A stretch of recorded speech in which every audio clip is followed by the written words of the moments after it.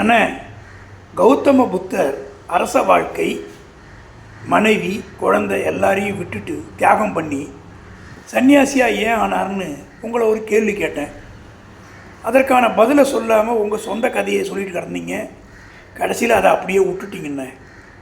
தெரியலன்னா தெரியலன்னு சொல்லுங்கண்ணே. சம்மந்தம் இல்லாத பதிலை சொல்கிறது எப்படி தெரியுமானுக்கு? ஒரு கடையில் போய் உப்பு இருக்கான்னு கேட்டால் புளி இருக்குன்னு சொல்லுவாங்களே, அந்த கதையாக இருக்குண்ணே. கேட்ட கேள்விக்கு பதில் சொல்லாமல் நீங்கள் தேவையில்லாத பதிலெலாம் சொல்கிறீங்கண்ணே. கோவாலு, இப்போ சொல்கிறேன் தெரிஞ்சிக்க. ஏன் அவர் அதை விட்டுட்டு வந்தார்னு இப்போ காரணம் சொல்கிறேன். இருந்தாலும் மறைந்தாலும் பேர் சொல்ல வேண்டும், இவர் போல யார் என்று ஊர் சொல்ல வேண்டும். அதுதான் வாழ்க்கையுடைய அடிப்படை தத்துவம். கண் போன போக்கிலே கால் போகலாமா, கால் போன பாதையில் மனம் போகலாமா. அப்போ ஒரு மனுஷன் வாழறான் அப்படின்னா அதுக்கு ஒரு அர்த்தம் இருக்குது. அவன் வாழ்க்கையில் ஒரு புகழ் பெறணும். புகழ் இல்லைன்னா வாழ்க்கை வேஸ்ட்டு. வள்ளுவர் என்ன சொல்கிறாரு? தோன்றின் புகழோடு தோன்றுக, அகுதிலார் தோன்றலின் தோன்றாமை நன்றுன்றார். நீ பிறந்ததே வேஸ்ட்டு அப்படிங்கிற. புகழ் வேணும், அதுதான் வாழ்க்கையுடைய ஒரு அர்த்தம். அண்ணே, புகழை வச்சுக்கிட்டு என்னென்ன பண்ணுறது? இப்போ ஒருத்தர் இருக்கார், புகழோடு இருக்கார், மறைஞ்சிட்டார். அந்த புகழினால் அவருக்கு என்னென்ன லாபம் வரப்போகுது?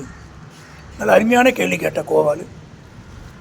இப்போ நான் இருக்கேன், நான் மறைஞ்சிட்டேன்னா ஒரு 6 மாதம், 1 வருஷம் எனக்கு தெரிஞ்சவங்க, சொந்தக்காரங்க, நெருங்கிய சொந்தக்காரங்க நினச்சி பார்ப்பாங்க. அதுக்கப்புறம் என் பேரே நிறைய பேருக்கு மறந்து போயிடும்.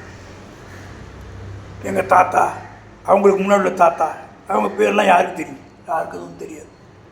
ஆனால் ஒரு உயர்வான சிந்தனையால் நல் வாழ்க்கை வாழ்ந்தவங்களுடைய பெயர் காலத்தால் மறையல. உதாரணத்துக்கு பார்த்தீங்கன்னா மகாத்மா காந்தி, இன்றைக்கி அவருடைய பேர் இருக்குது. அப்போ ஒரு மனிதன் வாழணும்னா புகழோடு தான் வாழணும், வேறு வாய்ப்பு இல்லை. அண்ணா, நான் கேட்ட கேள்விக்கு பதில் சொல்ல மாட்டேங்கிறீங்க. புகழை வச்சுட்டு என்னென்ன பண்ணணும்? புகழ் இல்லாமல் இருந்தால் என்ன குறைஞ்சி போச்சு? புகழ் இருந்தால் என்ன நல்லது நடந்துச்சு? கோவாலு, இப்போ நீ எதுக்கு சாப்பிட்ற? நல்லா யோசிச்சுப்பார். ஒரு உயிர் வாழ சாப்பிட்ணுன்னா கொஞ்சமாக சாப்பிடணும், தேவையானது சாப்பிடணும். நீ எவ்வளோ சாப்பிட்ற? அதை விடு. ஒருத்தன் மது அருந்திட்டு குடிச்சிட்டு ரோட்டில் ஆடை விலகி இருக்கான், எவ்வளோ அசிங்கம். அப்போ வாழ்க்கை வாழற முறை இருக்குது, அதை நான் சொல்ல போகிறேன். அண்ணே, எனக்கு சன்னியாசிக்கும் இல்லறத்தானுக்கும் உள்ள வேறுபாடை சொல்லுங்கண்ணே. சொல்கிறேன்ப்பா.